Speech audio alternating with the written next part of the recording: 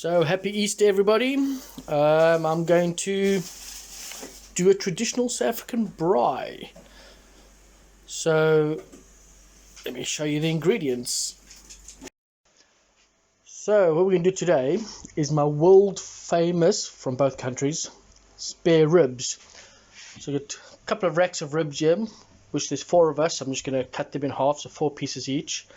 I'm going to make my world famous sauce, which I'll talk you through. I don't have Coke, so I'm going to have some Pepsi, red wine, mango chutney, brown sauce and ketchup, which makes barbecue sauce, my homemade barbecue spice, some honey, and some Thai sweet chili sauce. That together is going to make a marinade. I'm going to part cook the ribs and then baste it as it cooks. I've also bought some chicken breast fillets, a bit of Nando's cooked sauce. I'm just going to mix that together with a little bit of salt, and that's going to marinate for a while we're busy prepping and making the fine stuff. I found some lamb breast. Doesn't look like a lot of meat on there, so what I'm going to do is I'm just going to score it, season it, and just grill it. It'll probably take about 10 minutes on the fire.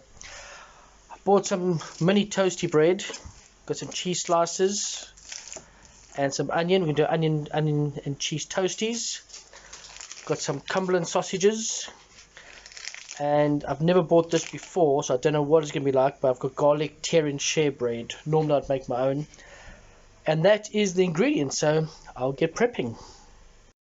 Okay, so for the chicken, I always start with the sauce first. So because my family don't like spicy food, I've gone for lemon and herb extra mild, but you can go peri-peri or whatever you want. So get that straight into a sandwich bag. I find this easier, A, because you can mix it and shape it to what you want, but B, as you take it out, you chuck in the bin, save up and washing up, which is the most important. As you know me, this always needs extra salt, so just a little bit of salt in there as well. And now the chicken breast. I've gone for mini fillets today. I could put these on skewers if I wanted to, but for today I'm just going to chuck them straight in. It will take longer to turn, but I intend barbecuing for quite a while today, so get that all in. Just going to wash my fingers. Right, hands are washed. I'm just going to massage the meat around,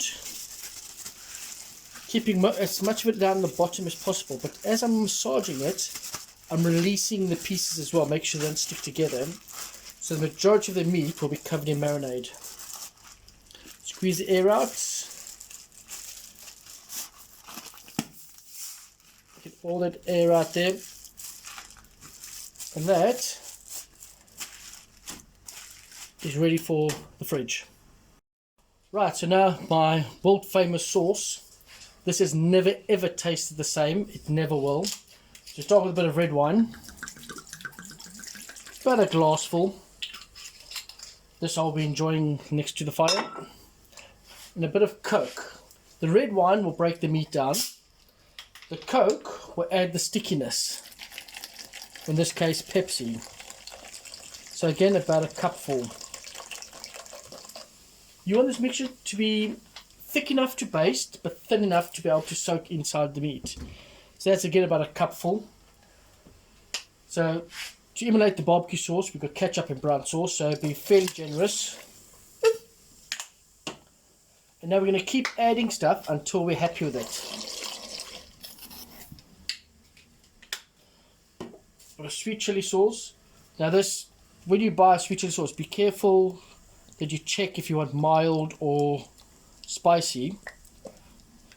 I don't know this brand at all, it's all I could get, so I'm going to be quite careful with it. Wee bit of honey. This will sweeten it up but also balance the flavors, and it will give it some stickiness as well. If it's not sticking to your cheeks, you haven't got a proper spare ribs. Mango chutney, you can use any chutney.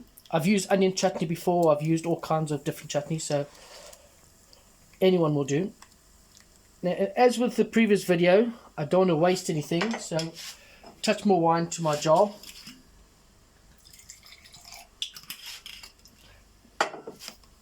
Just shake out everything we got. There we go. And of course my world famous sauce, spice. I'll need a whole video just to tell you what's in the spice, so that would be a later edition if you're good. Right, and just blend it all together.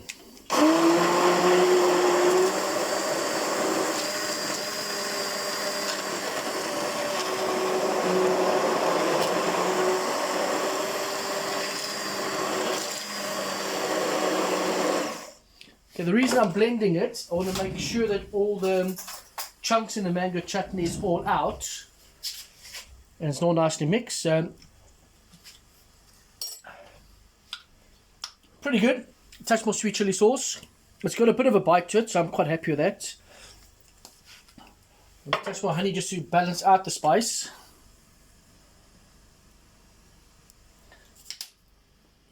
And a bit more spice. Now remember, there's salt in this, so I'm not going to add too much. One last blend and that should be ready to go.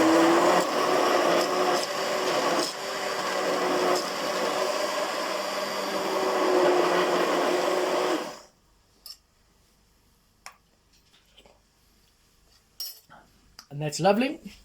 That's ready to go. For the cheese and onion toasties, I've buttered the bread. I'm going to start with putting some cheese. Now I like it fairly cheesy. I tend to find these quite easy as they don't break up the sandwich. If you can get them out the wrapper without breaking them, that's a good start. And again, I like to add 2 because I like them cheesy.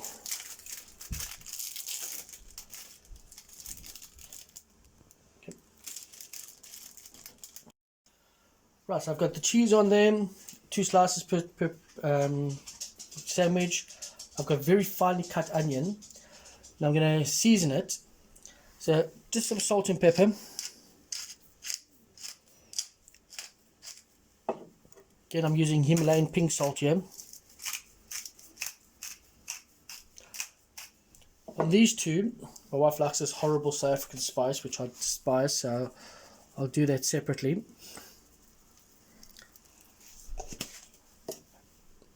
And what I'm going to do is just, so I don't get confused and I put this horrible stuff in my mouth, I'm going to trim the edges off. So anyone that you do something slightly different, trim the edge off, and that way you won't get confused of which is which.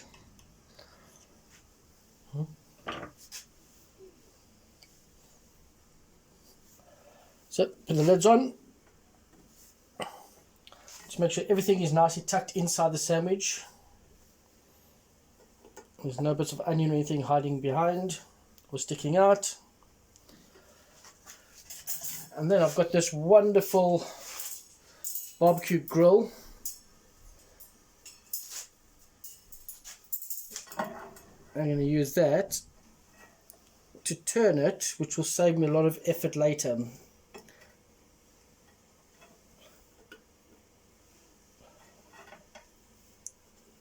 And just another way, put those separate and it doesn't have to taint my food.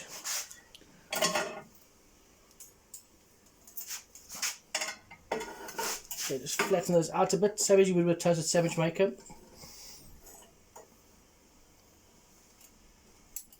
And that I will grill when the fire starts to slow down and cool down. Right, so take a look at this lamb.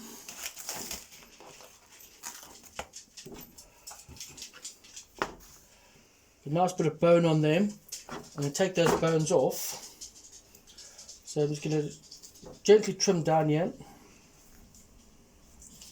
I can cook it on the bone if I want to, but that's going to give it a much longer cooking time. Because there's so little meat on there, I don't want to cook it too long. So making sure you have a nice sharp knife. I'm using a paring knife for this, but you can use your bony knife for this as well. Obviously be careful not taking your fingers off. You won't thank me for that.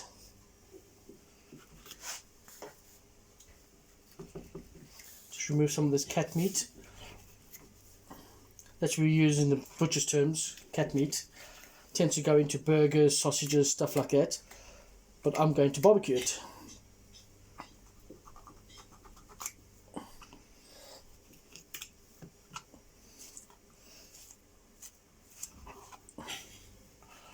So there we go, get most of that off. So it is quite tough, so the barbecue will make short mince of that. So I'm just going to pop that there. There's no major sinew or anything that needs taking off there, so they'll be fine to cook later. So with the ribs, I'm just going to cut straight down there. Don't want to lose too much of it.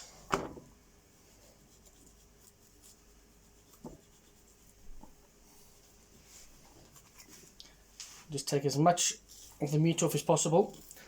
Now I'm going to cook this ribs with the pork ribs, just because they're there. Don't want to waste too much of it. You won't get much meat of it, but the dogs will thank me for it later, I'm sure. I'll use the same cooking technique anyway. Don't be afraid to manhandle the meat. It's not going to hurt you. It's already dead.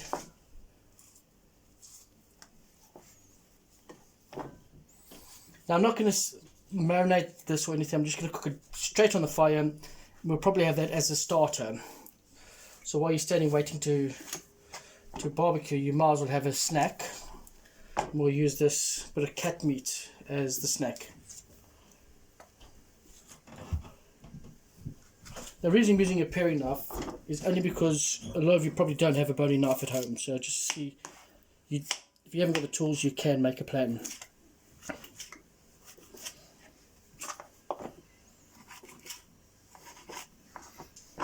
And there we go, straight through. So there's my cat meat. I'm going to cut it in half. I'm going to keep the skin on, but I want to take the bark off. This horrible piece of skin there, I need to take off. So cutting towards the bark.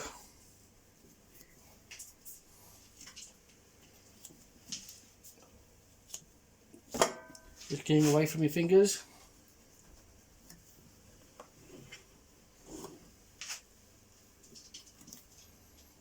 Pause. Pause.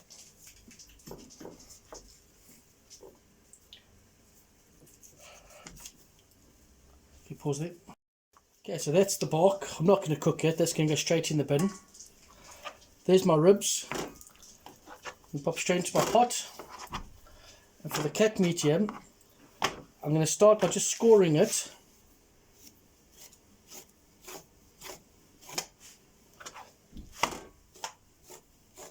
But I'm going to do that both sides.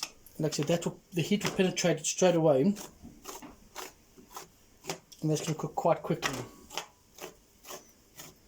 And that will be starters. So straight back in there. Over to my pork ribs.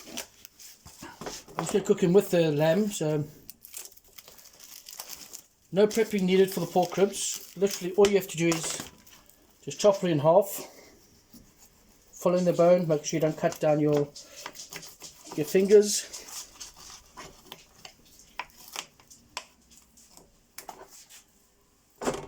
Now don't worry about cross-contamination in this case, because they're cooking together, so it doesn't matter. And also they're not for a customer. This one's a really long one, so I'm cutting into 3. The reason I'm keeping them quite big is to make it easier for when we are turning on the barbecue. Or the braai, I should say, if Joanne de Villiers is watching. Now normally I'd use a lemon. I don't have a lemon, so I'm going to stick an orange in there. And what's going to happen is the orange, the acid in it, is going to help break down the meat. So pop that there in there as well. If you really want to be chef, you can go with a mirepoix, but it's just not necessary. So this I'm going to fill with water and I'm going to boil it until the meat comes away from the bone. In true South Africa fashion, we start a fire with wood. I will be adding some charcoal later, but this is very hot. I'll be using the whole of my barbecue grill. As you can see, it's a whole oil drum. One of my many barbecues. Okay, so I've spread my coals out now. I'm now going to add my grill to the barbecue. This will kill the bacteria that's on the grill, but from the level 1 theory you remember that in order to cook on a barbecue you need it to be nice and hot to prevent sticking. Right, so now the grill's heated up a bit, Give it a bit of a clean, get some of the excess food off.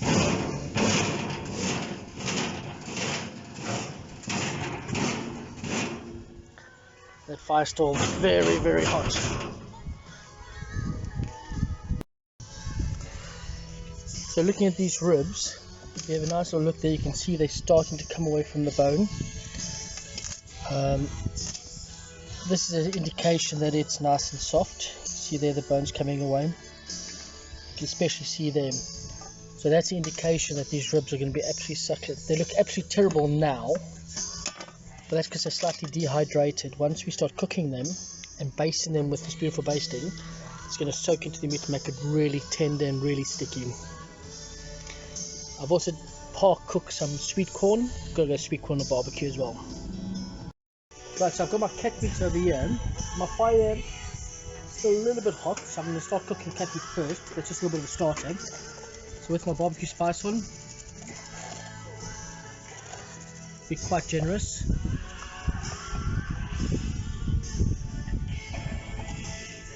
That's going to take about 10 minutes to cook. The fat should render down and become nice and crispy as well. Okay, so while this lamb's cooking, I'm going to do the sausages. Just going to take a little bit longer to cook. So I'm going to put them in between the grooves so they don't roll around. And that will make cooking a lot easier. Bear in mind my fire is still very hot, so I'm going to have to turn them quite often. Looking at this lamb though, look at that. I've said 2 or 3 more minutes and that can come off. We're going to start cooking the ribs. But like I said, they look really dry.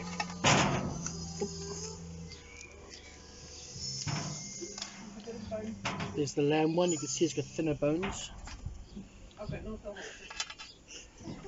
Okay, I'm going to be using the basting, and as I baste, I'm going to be turning all the time. And that's going to soak in beautifully. And like I said, this is already cooked, so it's purely just to heat up and to rehydrate.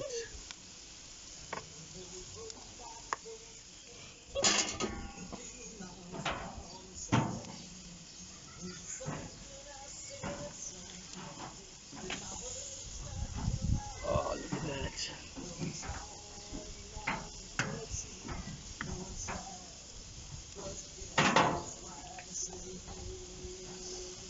This is my food paintbrush, it's not a normal paintbrush, but don't worry about that.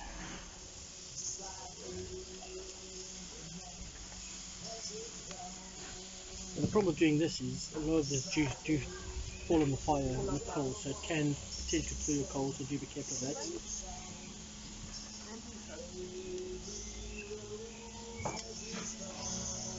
There we go, look at that. And every 2 or 3 minutes I'll be turning this and basting it every time. With my sausages as well, keep them turning, don't allow them to burn, and then I'll be finishing with the chicken later because they cook quite quickly. Right, so looking at the ribs now, you notice I've already basted it so that soaks in as I turn it. So you can see it's starting to rehydrate a lot more, it's starting to look a lot more pleasant and palatable. There's bones falling out, you can see over them. That's indication that it's nice and tender. That's starting to caramelize as well, so now it's looking a lot more like spare ribs would. And every time I turn it, I give another baste with my marinade. And that should soak in, and as it heats up, it should pull into the meat again, which is going to make it super soft. Okay, so looking at this now, my sausages are done, but we are eating as we go. So take the sausages off now. I know they're cooked because they're really firm. They've got some good colour on them. Pop straight back in there. Now, if I wasn't going to eat straight away, I'd add some beer to this, put a lid on and let it steam, but I don't want this to steam because I'll ruin half the flavour. So looking at there now, that is so soft, you can see there. But that is absolutely delicious. It's rehydrated now. It's got good colour, it's got good flavour. That's going to be beautiful. So now to our chicken. I'm going to make sure that my chicken is not folded. If it's folded, it's not going to cook evenly. I want to cook this on a slightly lower heat. I don't want it to burn. I want to cook it slower, get a nice decent finish to it. I don't need a lot of colour on this. It's more purely just to get it cooked itself. So this should take about 5 to 10 minutes to cook. And while that's cooking, I'm going to add my sweet corn as well, and that will start heating up as well. Like I said, the sweet corn is already cooked. It's purely just to give the smoky flavour.